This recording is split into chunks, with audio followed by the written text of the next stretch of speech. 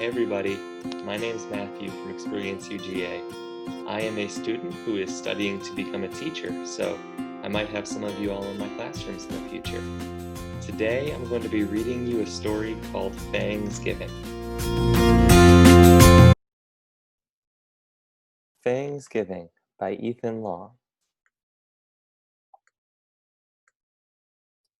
It was the fourth Thursday in November, and the monsters gathered for their annual Thanksgiving feast. Everyone chipped in. Virginia whipped up the sweet potato casserole. Sandy mixed the stuffing. Mumford made the cranberry sauce. And of course, Vladimir prepared the turkey. He knew how to cook it just right. Then out of nowhere, he heard a honk, honk, honk. Uncle Gus, Aunt Bessie, Joey and Schmoey, what a pleasant surprise, he said. Vladimir loved seeing his family, even when they dropped in unexpectedly. It was a happy reunion. Vladimir invited them inside. Everyone, this is my family, he said. Family, this is everyone. Oh my, what is that interesting smell? Asked Aunt Bessie.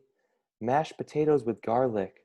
Tss, not garlic. Aunt Bessie whipped up another batch, this time with eyeballs and earwax. Uncle Gus inspected the turkey. Of course, he had his own method. Now that's how you cook a turkey, said Uncle Gus as he electrocuted it. Joey and Schmoey helped Fran make the pumpkin pie, but it turned into a lumpkin pie. They just love maggot meatballs, said Aunt Bessie. And then there was Spike, who never met anything he didn't want to swallow. Anything. Vladimir loved his family, but they were quickly making a monstrosity of the Thanksgiving feast. Baboon burps, yum, said Joey and Schmoey. Snail spit makes everything taste so good, said Aunt Bessie. It needs one more good zap, said Uncle Gus, as he held the burnt turkey. And they didn't stop there. The bean casserole had 10 sticks of boogie butter in it. The mashed potatoes had a strange look to them, and the biscuits were as hard as headstones. And the turkey, let's just say that Uncle Gus cooked it to death. But because they were family, Vladimir was determined to make the best of it. Okay, everyone, gather around, he said. It's morning already? Asked Uncle Gus.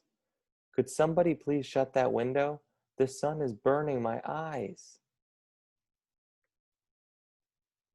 The room went black. Bad idea. Yeah, I can't see anything.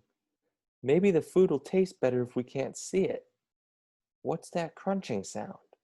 Somebody turn on the lights. And when the light went on, Thanksgiving was gone. Doggone. Spike had devoured everything. For Vladimir, this was the last straw.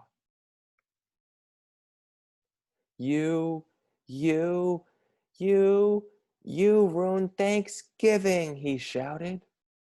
What do you mean we ruined Thanksgiving? Asked Uncle Gus. We were only trying to help, said Joey and Schmoey.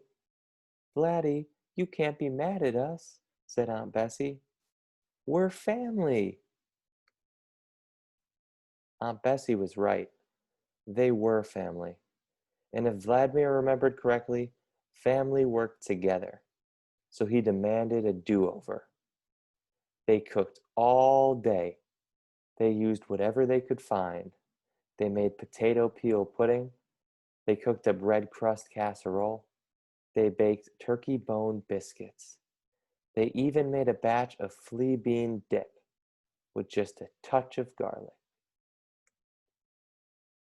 And that evening, with some corn dogs they found in the freezer, out came the perfect turkey.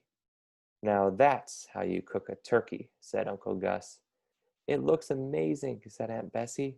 Great work, everyone. So on the fourth Friday in November, everyone gave thanks. Even Spike was grateful in his own way. And of course, the food was to die for. The end.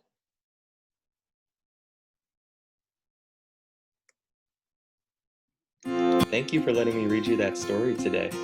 I was so happy to read that story because it reminded me of Thanksgiving with my family. I have 3 brothers who are kind of like monsters sometimes, but even though nothing goes as planned, we always have a really fun time, and we're really thankful to see each other. Have a great day.